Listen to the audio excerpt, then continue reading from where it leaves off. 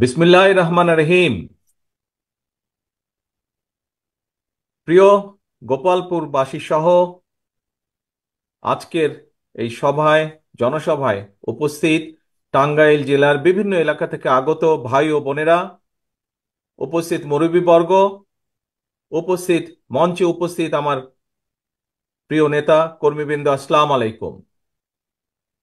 আজ বহু বছর পরে বহু বছর পরে আবারও আজ আল্লাহর রহমতে আমার সুযোগ হয়েছে টাঙ্গাইলের এই মাটিতে কথা বলার।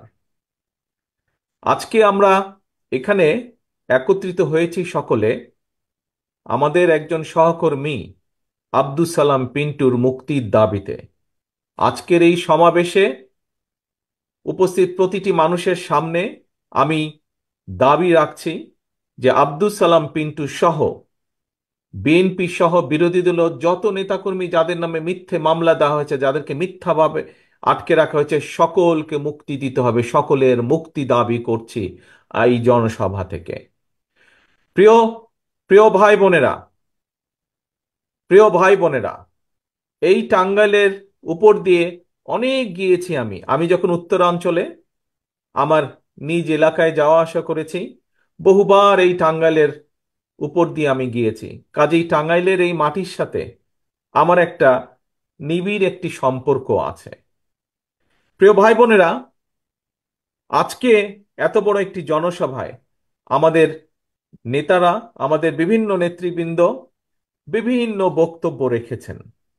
তারা দেশের মানুষের কথা বলেছেন, তারা দেশের ভবিষ্যৎ রাজনীতি নিয়ে কথা বলেছেন।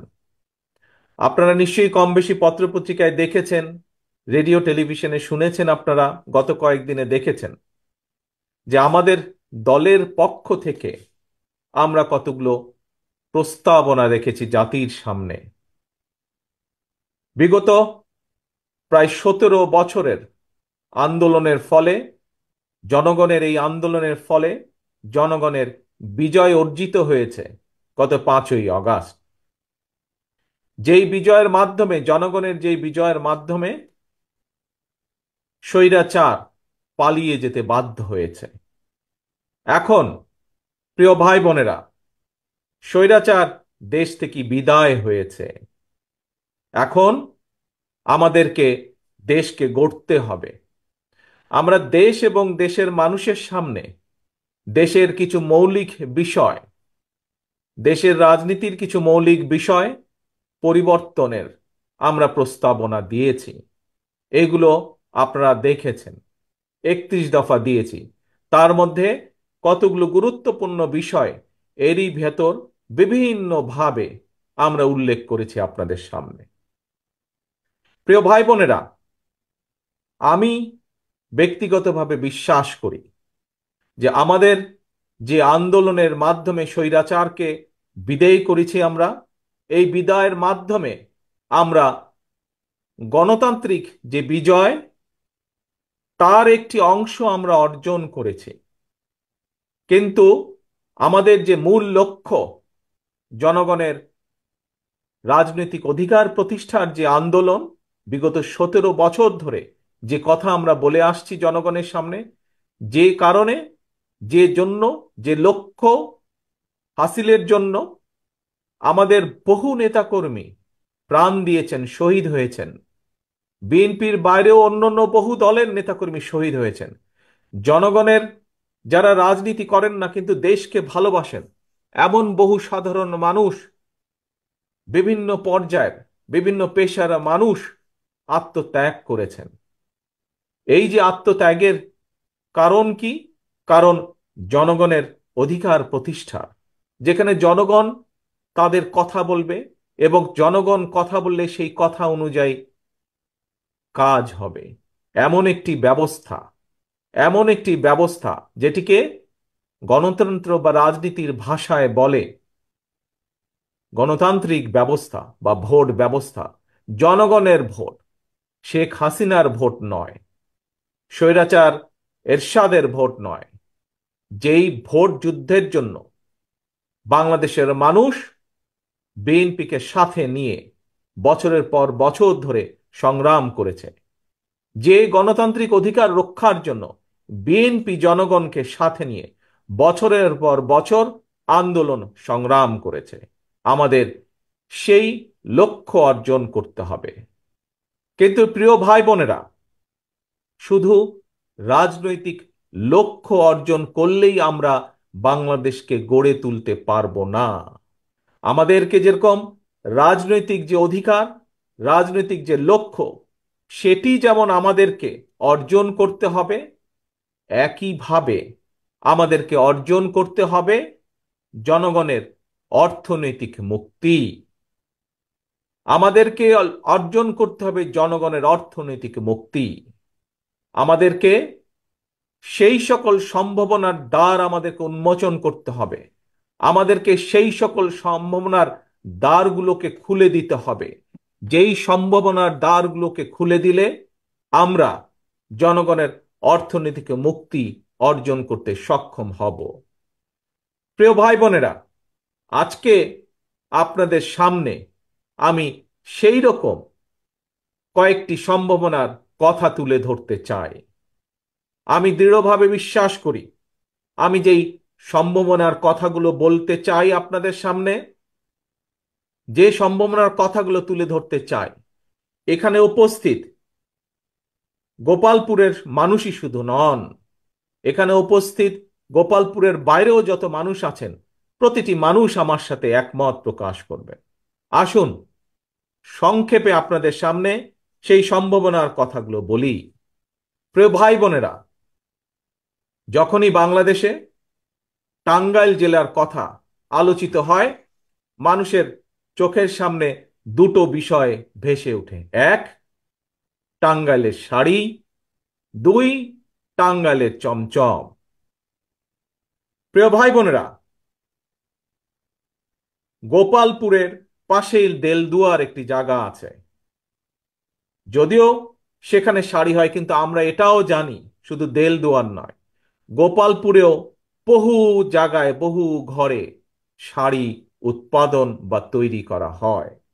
গোপালপুরের এই শাড়ি দেশব্যাপী খ্যাতি রয়েছে, বিখ্যাত। গোপালপুরের বহু মা বোনেরা আছেন যারা এই শাড়ি উৎপাদন ব্যবস্থার সাথে যারা জড়িত। কেউ সুতা রং করেন, কেউ হয়তো সুতা শুকান। প্রিয় ভাই বোনেরা, আজকে আমাদের এই সম্ভাবনাকে, গোপালপুরের এই সম্ভাবনা, শাড়ির যে সম্ভাবনা, এই সম্ভাবনাকে আমাদের আরো সুন্দরভাবে সামনে দিকে বের করে আনতে হবে। অর্থাৎ এই সম্ভাবনাকে কাজে লাগিয়ে কিভাবে আমরা আরো মা বোনের কর্মসংস্থানের ব্যবস্থা করতে পারি, কিভাবে আমরা রঙের দাম, সুতার দাম, এগুলো আমরা আরো কমিয়ে আনতে পারি, যাতে করে এই পেশার সাথে যারা সংযুক্ত সেই মানুষগুলো যাতে করে তাদের আয় রুজি বৃদ্ধি করতে সক্ষম হন। এই পেশার সাথে যে শুধু মা বোনেরা জড়িত তাই নয়, এই পেশার সাথে বহু ভাইরা জড়িত। আজকে যদি আজকে যদি আমরা এমন একটি সরকার পাই, যেই সরকারের পক্ষ থেকে উদ্যোগ গ্রহণ করা হবে যে এই এলাকায় আরো তাঁতের সংখ্যা বৃদ্ধি। আজকে যদি আমরা এমন একটা সরকার পাই, যেই সরকারের লক্ষ্য হবে কিভাবে সুতার দাম কম করা সম্ভব হয়, কিভাবে রঙের দাম কম করা সম্ভব হয়, এবং এর মাধ্যমে আরো বেশি সংখ্যক মানুষ এই পেশায় সংযুক্ত হওয়ার মাধ্যমে তাদের আয় উন্নতি, রুজি বৃদ্ধি করতে সক্ষম হন। প্রিয় ভাই বোনেরা, এটি হচ্ছে বিএনপির রাজনীতি। এটি হচ্ছে শহীদ জিয়া, দেশনেত্রী খালেদা জিয়ার উন্নয়ন উৎপাদনের রাজনীতি। অর্থাৎ জনগণের যেই সম্ভাবনা আছে, যেই সম্ভাবনার মাধ্যমে জনগণ সামনে এগিয়ে যেতে পারবে, অর্থনৈতিক মুক্তি আনতে পারবে, সেগুলোকে বের করে নিয়ে আসা। প্রিয় ভাই বোনেরা, আজকে আমাদেরকে এমন একটি সরকার দরকার, আমাদের যেই সরকার মানুষকে সহযোগিতা করবে, এই এলাকার মানুষ যারা এই শাড়ির উৎপাদনের সাথে সংযুক্ত, তাদেরকে বুদ্ধি পরামর্শ দিবে, তাদেরকে দেখাবে, তাদেরকে উপায় বাতলে দিবে যে কিভাবে নতুন নতুন ডিজাইনের মাধ্যমে শাড়ির উৎপাদন এমন একটি পর্যায়ে নেওয়া যায়।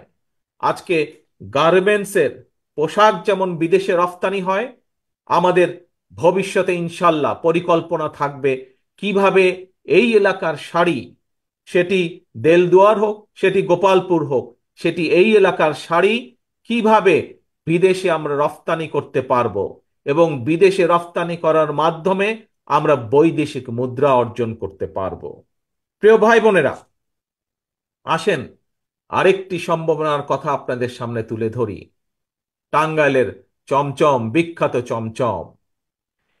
এই যে চমচম, এই চমচম পৃথিবীর আর কোথাও পাওয়া যায় না। আজ আমরা যদি এমন একটি সরকার গঠন করতে সক্ষম হই, যে সরকার চেষ্টা করবে, আমরা যখন বাজারে যাই, দোকানপাটে আমরা কি দেখি? সুন্দর সুন্দর টিনের বাক্সের মধ্যে অথবা সুন্দর সুন্দর বক্সের মধ্যে বিদেশি চকলেট পাওয়া যায়। দেখেছেন না আপনারা? বিদেশি চকলেট দোকানে পাওয়া যায়। তাহলে ভাই আমার প্রশ্ন, আজ কেন আমরা উদ্যোগ গ্রহণ করতে পারবো না? যেই উদ্যোগ গ্রহণ করলে এই টাঙ্গাইলের বিখ্যাত যে চমচম, সেই চমচম আমরা বিদেশে রফতানি করতে সক্ষম কেন হব না? কেন আমরা সেই উদ্যোগ গ্রহণ করব না? তাহলে আমাদেরকে এমন একটি সরকার গঠন করতে হবে, যেই সরকার এমন উদ্যোগ গ্রহণ করবে, যেই উদ্যোগের ফলে এই টাঙ্গাইলের বিখ্যাত পোড়াবাড়ির চমচম বিদেশে আমরা রফতানি করব, যার ফলে বিভিন্ন জায়গায় আমরা চেষ্টা করব, উদ্যোগ গ্রহণ করব এই সম্ভাবনাকে কাজে লাগাতে, যাতে অধিক সংখ্যক বেকার মানুষ কর্মসংস্থানের ব্যবস্থা হয়, যাতে করে এই এলাকায় যে সকল বেকার যুবক আছেন, মা বোনেরা আছেন, তাদেরকে আমরা কর্মসংস্থানের ব্যবস্থা করে দিতে পারি। এখন প্রিয় ভাই বোনেরা, অনেকেই বলবেন দুধের দাম তো বেশি, কিভাবে চমচম, কিভাবে কি করব, মিষ্টির দাম কমাবেন কি করে? সে ব্যাপারেও আমরা উদ্যোগ গ্রহণ করতে চাই। সে ব্যাপারেও আমরা উদ্যোগ গ্রহণ করতে চাই। আমরা খামারের ব্যবস্থা করতে চাই সেই সরকারের পক্ষ থেকে। জনগণের সেই সরকার যদি গঠিত হয়, যে সরকার উদ্যোগ গ্রহণ করবে, মানুষকে সাহায্য করবে, সহযোগিতা করবে ছোট ছোট গো খামার তৈরি করার জন্য, যাতে করে এই এলাকায় চমচম যারা তৈরি করেন তাদের দুধের সমস্যা যাতে কমে আসে, দুধের দামও যাতে কমে আসে। প্রিয় ভাই বোনেরা, সেই সাথে চিন্তা করুন আমরা আরেকটি সম্ভাবনা, যদি আমরা চমচমের বিদেশে রফতানির ব্যবস্থা করতে পারি, তাহলে তার আগের যে স্তর সেটি হচ্ছে খামার তৈরি করা। তাহলে আমরা একদিকে যেরকম এই শিল্পে বহু মানুষের কর্মসংস্থান করতে সক্ষম হব, ঠিক একইভাবে যদি আমরা এই এলাকায় বিভিন্ন জায়গায় বিভিন্ন মানুষকে সহযোগিতা করতে পারি খামার তৈরি করার, যেখানে গরুর দুধ উৎপাদিত হবে, তাহলে আমরা আরো অনেক বেকার মানুষের কর্মসংস্থানের ব্যবস্থা করতে পারব। প্রিয় ভাই বোনেরা,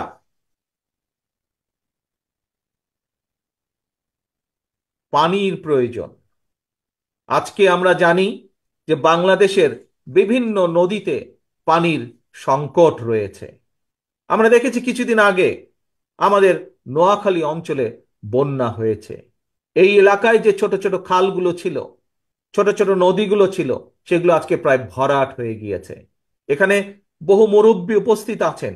সেই সকল মুরব্বীদের পরিষ্কার মনে আছে, শহীদ রাষ্ট্রপতি জিয়া রহমানের সময় দেশে খাল খনন শুরু হয়েছিল, এবং সেই খাল খননের মাধ্যমে দেশে কৃষকদের সেচের সময় যে পানির সংকট ছিল, সেই পানির সংকটের সমাধান করা হয়েছিল।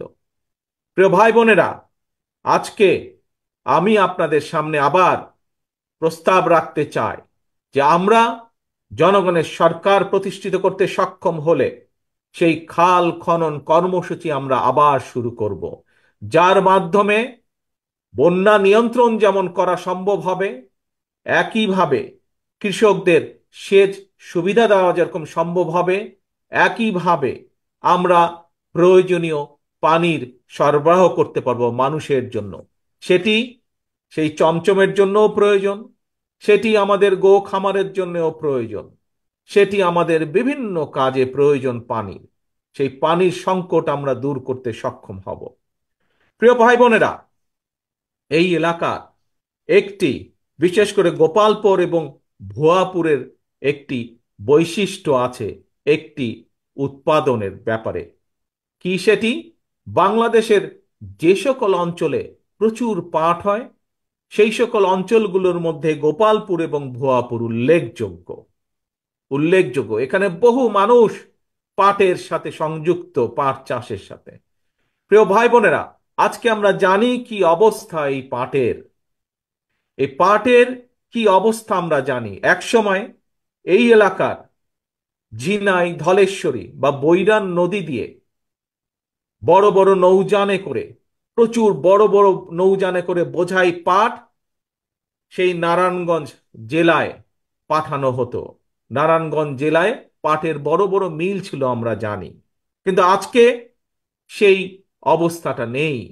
কিন্তু প্রিয় ভাই বোনেরা, আমরা এই পাট শিল্পকে, এই পাটের উৎপাদনকে যদি আমরা সঠিকভাবে কাজে লাগাতে পারি, তাহলে একদিকে যেমন পাট চাষি তারা যেমন পাটের ন্যায্য মূল্য পাবেন, ঠিক একইভাবে এই পাট দিয়ে শুধু টাঙ্গাইল জেলা না, আমরা বাংলাদেশে বহু মানুষের কর্মসংস্থানের ব্যবস্থা করতে সক্ষম হব। আমরা পাট দিয়ে অনেক কিছু তৈরি করতে সক্ষম হব। আমরা পাট দিয়ে আজকে এই যেই পলিথিন, সারা বিশ্বে পরিবেশ নিয়ে যেখানে যুদ্ধ শুরু হয়েছে, পরিবেশকে বাঁচানোর চেষ্টা করা হচ্ছে।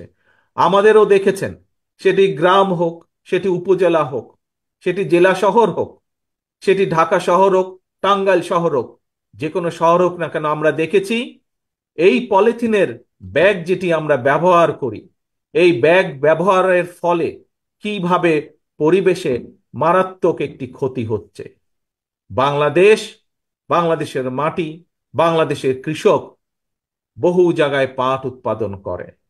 এই পাট দিয়ে একসময় বস্তা তৈরি হতো, যা সারা বিশ্বে বাংলাদেশ থেকে সরবরাহ করা হতো।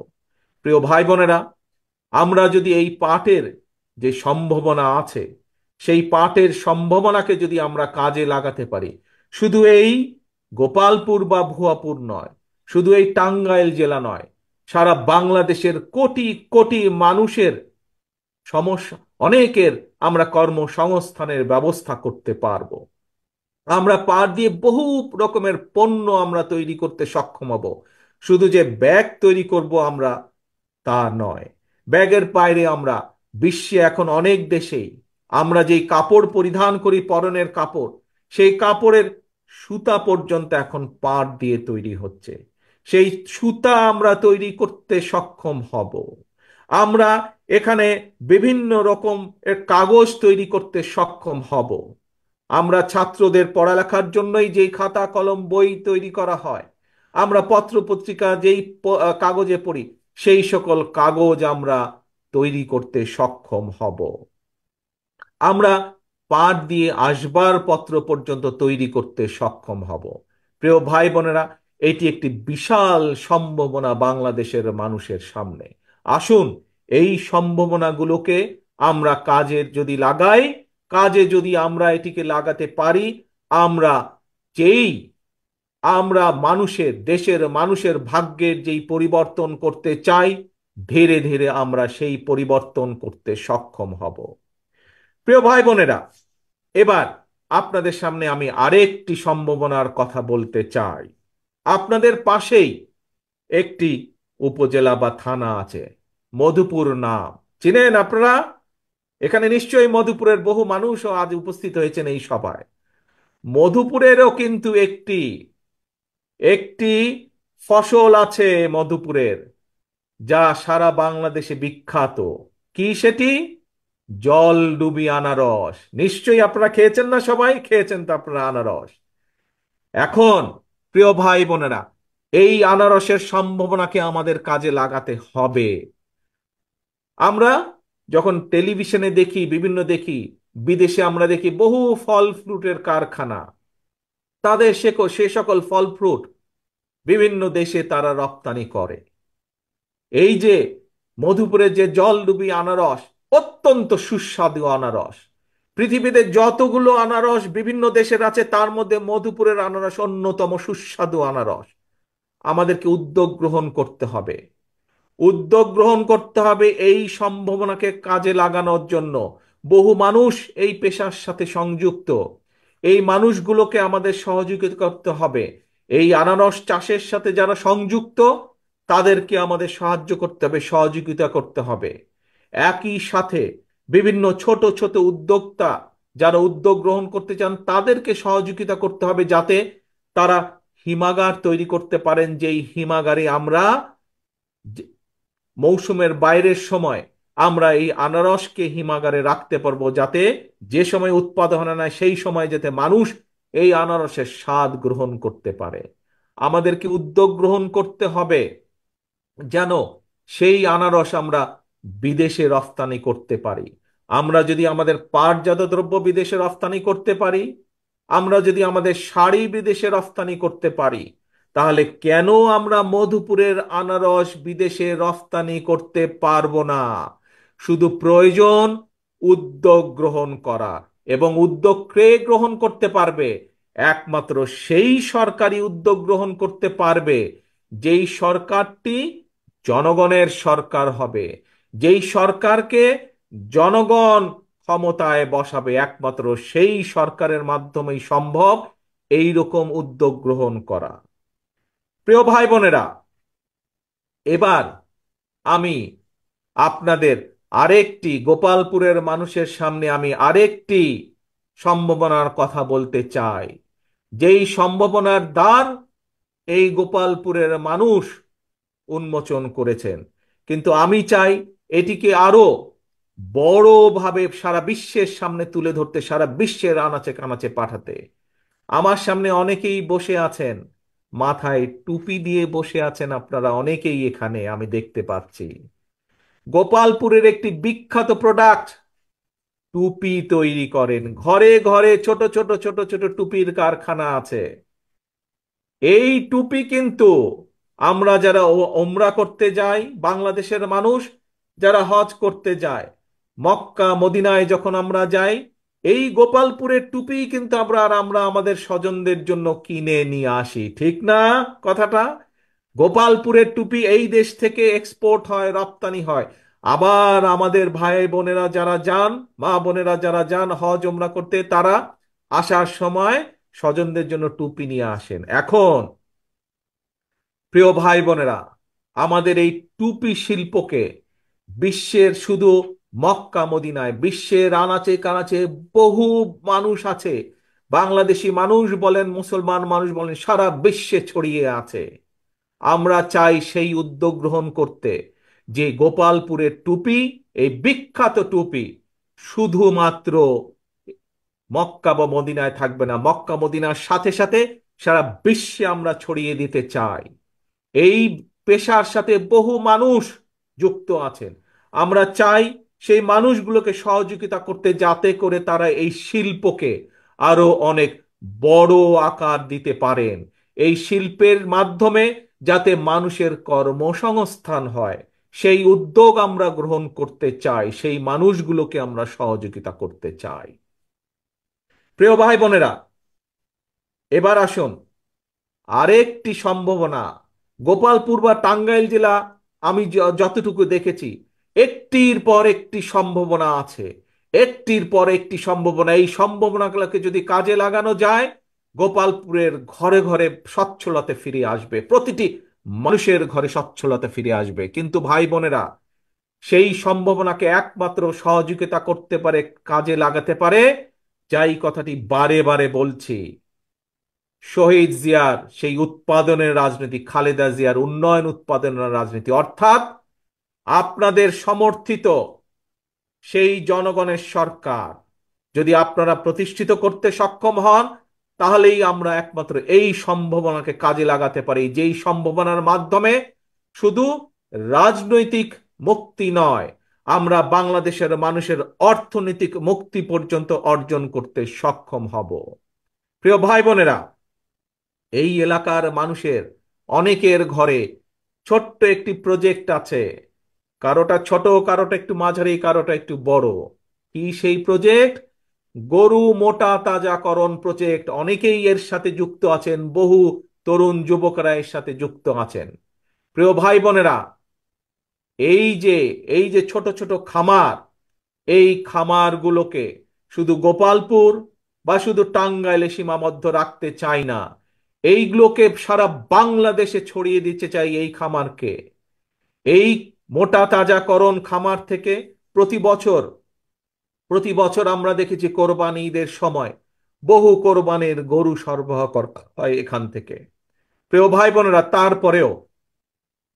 তারপরেও বাংলাদেশের বাইরে থেকে অনেক গরু আসে প্রতিদিনের খাদ্যের চাহিদা মেটানোর জন্য, একইভাবে কোরবানি ঈদের সময়। কিন্তু আজকে আজকে যদি আমরা বাংলাদেশে জনগণের একটি সরকারকে প্রতিষ্ঠিত করতে পারি, তাহলে এই যে খামার, গরু মোটা তাজাকরণের খামার, আমরা বাংলাদেশের গ্রামে গ্রামে এই প্রজেক্ট বা এই খামার তৈরি করতে সক্ষম হব, যেখানে ঘরের মা বোনেরা অবদান রাখতে পারবেন কর্মসংস্থানের মাধ্যমে, যেখানে এলাকার তরুণ যুবকরা তাদের কর্মসংস্থানের ব্যবস্থা করা সম্ভব হবে, এবং একই সাথে দেশের মানুষের গোশতের চাহিদা যেমন মেটানো সম্ভব হবে।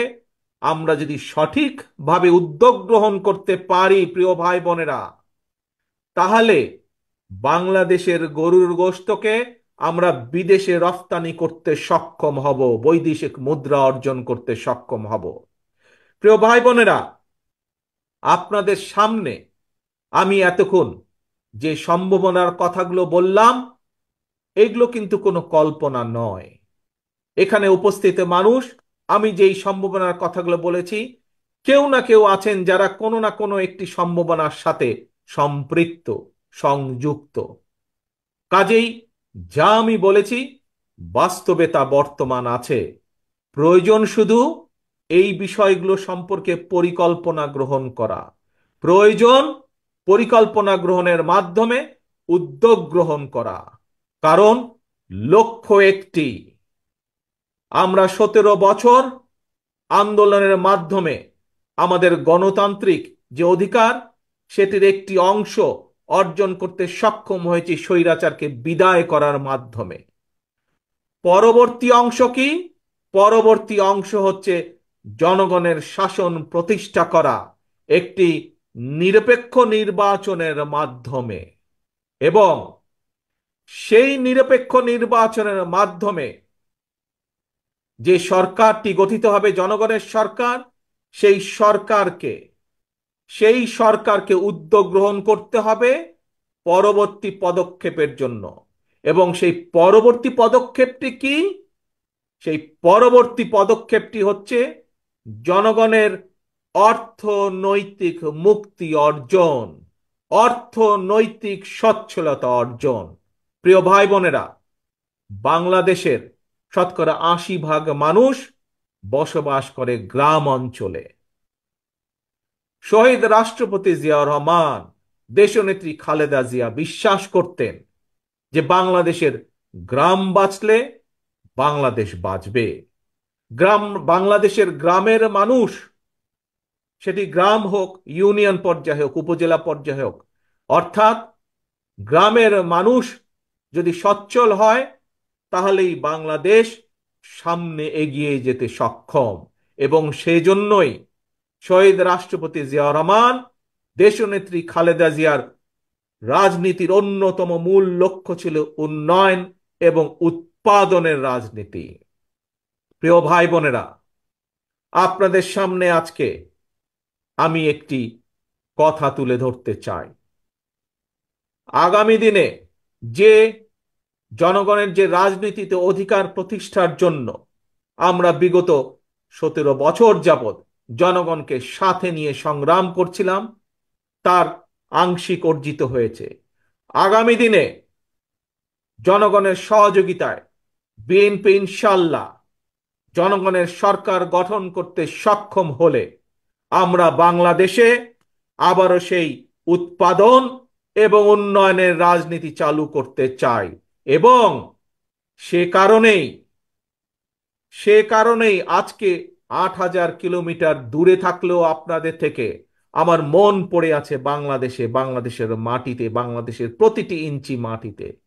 এবং সে কারণেই এত দূর থেকেও আমি চেষ্টা করছি আমি চেষ্টা করছি বাংলাদেশের কোন অঞ্চলে কোন সম্ভাবনা আছে, যেই সম্ভাবনাকে কাজে লাগালে, যেই সম্ভাবনার দ্বারকে উন্মোচন করতে পারলে বাংলাদেশের মানুষের ভাগ্যের পরিবর্তন করা সম্ভব। প্রিয় ভাই বোনেরা, আজ আমি গোপালপুর বলেন, মধুপুর বলেন বা সামগ্রিক টাঙ্গাইল জেলা বলেন, সেই জেলার কিছু সম্ভাবনার কথা বলেছি। বাংলাদেশের প্রতিটি জেলায় এইরকম সম্ভাবনা আছে, যেই সম্ভাবনাগুলোকে কাজে লাগালে বাংলাদেশের মানুষের ভাগ্যের পরিবর্তন করা সম্ভব। আমাদের বিএনপি বাংলাদেশ জাতীয়তাবাদী দলের লক্ষ্যই হচ্ছে জনগণের রাজনৈতিক স্বাধীনতা অর্জন করা, একই সাথে জনগণের অর্থনৈতিক যে মুক্তি সেইটি অর্জন করা। প্রিয় ভাই বোনেরা, আসুন আজ আপনাদের সাহায্যে সহযোগিতায় যেমন ভাবে আমরা স্বৈরাচারকে বিদায় করতে সক্ষম হয়েছি, আসুন আপনাদের সাহায্য এবং সহযোগিতা পেলে আগামী দিনে আপনাদের সমর্থন নিয়ে সরকার গঠন করতে সক্ষম হলে আমরা এই সম্ভাবনার দ্বারগুলোকে উন্মোচন করব, যাতে করে বাংলাদেশের মানুষের অর্থনৈতিক মুক্তি অর্জন করা সম্ভব হয়। তবে প্রিয় ভাই বোনেরা, বক্তব্য শেষ করার আগে একটি কথা এখানে উল্লেখ করতে চাই। স্বৈরাচার বিদায় হয়েছে, স্বৈরাচারের প্রেতাত্মারা কিন্তু এখনো ঘোরাফেরা করছে। কাজেই তারা বিভিন্ন রকম বিভ্রান্তি ছড়ানোর চেষ্টা করছে। তারা আপনাদের এই প্রিয় দল, বাংলাদেশের মানুষের প্রিয় দল, এই দলের এই দলের নাম ব্যবহার করে অনেকে বিভিন্ন রকম অনৈতিক কাজের সাথে সম্পৃক্ত হয়েছে। এই দলের নাম ব্যবহার করে পরিষ্কারভাবে আমি জানিয়ে দিতে চাই, এই ষড়যন্ত্র করে কোনো লাভ হবে না। বাংলাদেশের গণতান্ত্রিক আমি মানুষ এবং শহীদ জিয়া, খালেদা জিয়ার প্রকৃত সৈনিক যারা, তারা এ ব্যাপারে প্রতিবাদ প্রতিরোধ গড়ে তুলবে এবং যে কোনোভাবেই এই ষড়যন্ত্রের বীজ ভাঙা জবাব তারা দিবে, দাঁত ভাঙা জবাব তারা দিবে। কাজেই প্রিয় ভাই বোনেরা, আপনাদের সহযোগিতা নিয়ে, আপনাদের সমর্থন নিয়ে বিএনপি আজও এত অত্যাচার নির্যাতনের মধ্যে টিকে আছে। আজ আবারও যদি আপনাদের সাহায্য সমর্থন অব্যাহত থাকে, তাহলে ইনশাল্লাহ আমরা সেই বাংলাদেশ গড়তে সক্ষম হব। বাংলাদেশ জাতীয়তাবাদী দলের নেতৃত্বে আমরা সেই বাংলাদেশ গড়তে সক্ষম হব, যেই বাংলাদেশের মানুষ একাধারে যেমন রাজনৈতিক স্বাধীনতা ভোগ করবে, ঠিক একইভাবে বাংলাদেশের মানুষের অর্থনৈতিক মুক্তি অর্জনের সেই সম্ভাবনার দ্বার উন্মোচিত হবে। আসুন আমাদের সেই প্রত্যাশিত বাংলাদেশ গড়ার প্রতিজ্ঞা করে আমরা আজকে এখানে জনসভা শেষ করি। আমরা আমাদের সেই প্রত্যাশিত বাংলাদেশ গড়ার প্রতিজ্ঞা করে শপথ নিয়ে আজকে আমি আমার বক্তব্য শেষ করছি। আল্লাহ হাফেজ। বাংলাদেশ জিন্দাবাদ। বাংলাদেশ জাতীয়তাবাদী দল জিন্দাবাদ।